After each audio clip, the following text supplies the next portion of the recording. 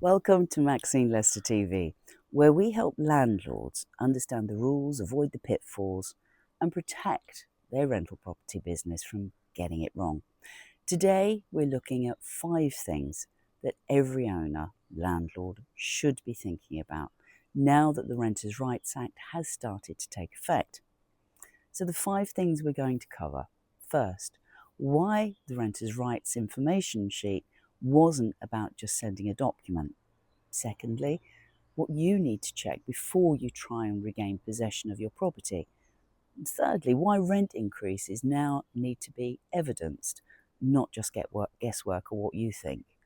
Fourth, why making tax digital is now becoming a serious issue in the rental market and for rental owners.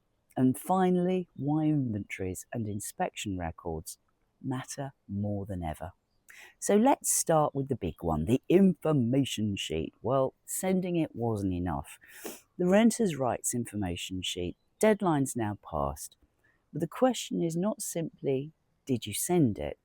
The real question is, in the future, can you prove that you served it to the right document, to the right resident, in the right way, at the right time? Because this is where landlords will get caught out. It's really easy to think, I emailed the leaflet, job done, and the tenant came back to me and they said they got it. But what if the tenancy agreement said formal documents must be served by post? What if there are 2 named residents, but the information, you've only got proof that it went to one of them because that's the person you've talked to all the time? What if the wrong version of the document was used? We saw it. And what if there is no clear record of when it was sent? And that's why I keep on saying that compliance is no longer just about doing the job. It's being able to prove the job was done properly.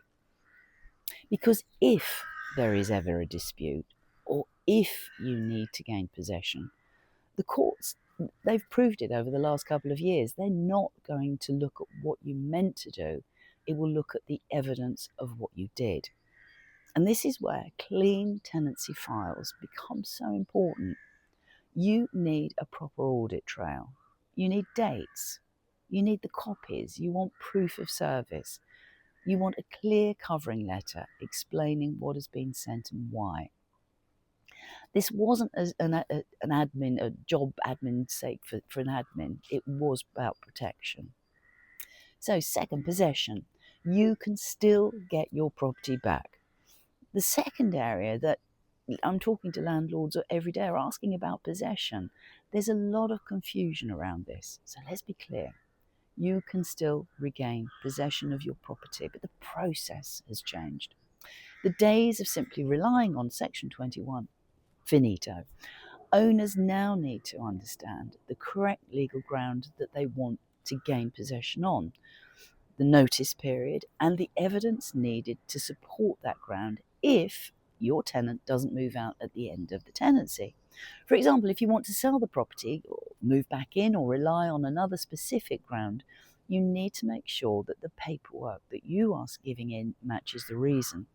And before you even think about serving notice, you really need to check that tenancy file. Were the correct documents served at the start? Were the gas safety certificates given properly? Did they have postcodes? Are the electrical certificates in date? Was the deposit protected correctly? Was the Renters' Rights Information Sheet served correctly? Can you prove all of that? Because this is the point that many landlords miss. Possession is not about the notice that you serve today.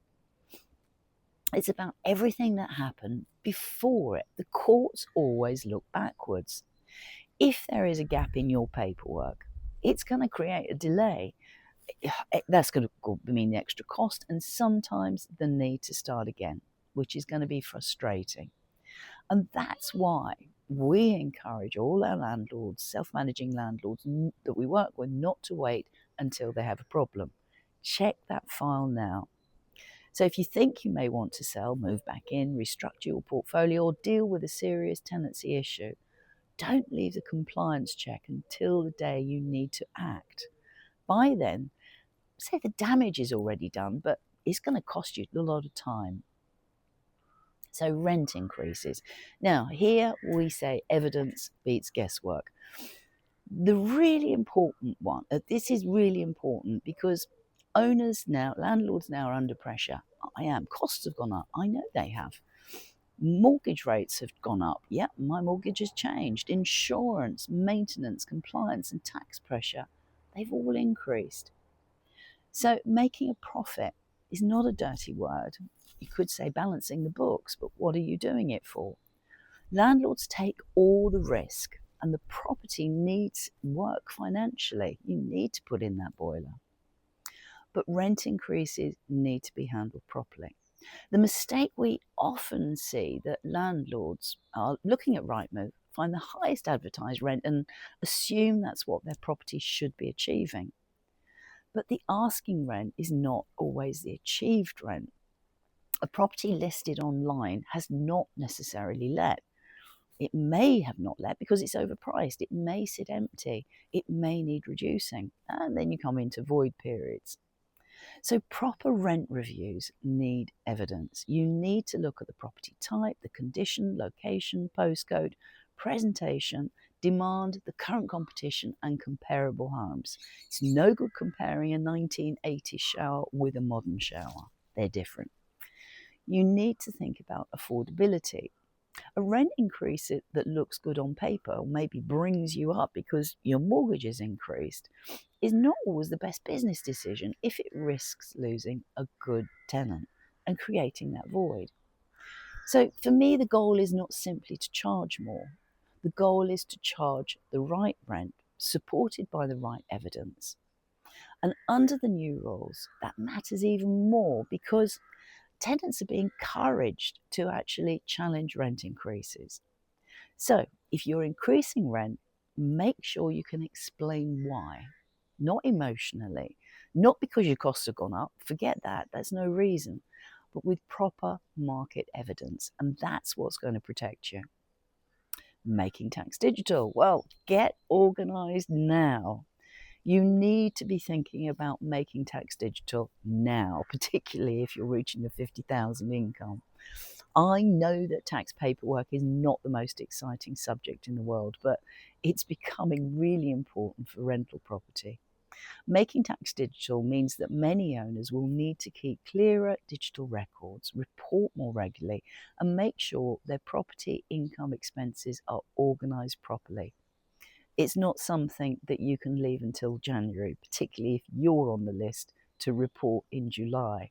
The old way of collecting paperwork in a box, which I used to do, searching through emails, finding invoices on your phone and hoping your accountant can sort it all out at the end of the year, is going to become much more difficult. You need to know where your records are. You need to know rent statements, invoices, repairs, maintenance costs, insurance, mortgage interest, management fees, safety certificates, compliance costs, a load of things. So if your property paperwork is scattered across emails, folders, screenshots, bank statements, and old messages, now is the time to tidy it up. And this is not just about HMRC. Good records help you understand whether your property is actually performing. It's going to help you make better decisions, and it certainly will help your accountant because they'll help with the future planning, and it's going to reduce stress at the time it's needed. At Maxine Lester, this is one of the reasons we upgraded our systems back in 2023 so that where we collect rent, our landlords can access statements in a format that helps with reporting and record keeping and just being able to press a button for HMRC, because the future of property ownership is not just about owning the asset, it's about running it properly as a business. Finally, inventories. We always say that inventories, it's the evidence that protects your money. And also bringing in inspection records, because this is another area that we see some self-managing landlords still treat as a tick box exercise. But a good inventory is good financial protection. With tenancies now operating differently and with your tenant potentially staying longer on rolling arrangements, evidence becomes more important at the end of the tenancy, because if there is going to be a deposit dispute years later, nobody is going to win it by memory. You will win it with evidence. A strong inventory should clearly show the condition of the property at the start. It should include proper dated photographs, descriptions, meter readings, keys, cleanliness, gardens, appliance, decoration, and any existing marks or defects. White wall doesn't do it. Then during the tenancy inspections, that should build the story. What's changed? What was reported? What was followed up? Were the issues dealt with? Is that damage tenant damage, fair wear and tear, or was it maintenance down to me? Without evidence, it's going to become opinion, and opinion is weak. You lose the argument. Clear records are strong. You win the argument. And this matters for deposits, but it also matters for property standards, maintenance, safety, and future possession issues. If the property condition is challenged, your records are going to matter. If damage is disputed, your records will matter. And if your tenant says something was like that when they moved in, your records will matter. So don't see the inventory as something you do once and forget. See it as part of the protection around your investment. So the big message this week is simple. The deadline has passed, but the risk, if you haven't done it right, has not disappeared. You should be now asking 5 questions. Can I prove the renter's rights information sheet was served correctly? Is my tenancy file clean enough if ever I need possession of that property? Are my rent increases backed by proper market evidence? And am I doing them? Are my property records ready for making tax digital? And would my inventory and inspection records protect me if challenged? This is the reality of the rental market now. It's not about panic. It's totally about professionalism. Good landlords still run profitable rental businesses. There's still demand, there's still opportunity, but the rules have changed. And the margin for casual paperwork has become so much smaller. At Maxine Lester, we believe that our landlords and owners make better decisions when they understand the rules. And good landlords deserve clear guidance. So if you want to, why don't you subscribe for more practical information or practical rental updates from Maxine Lester TV. I look forward to seeing you there.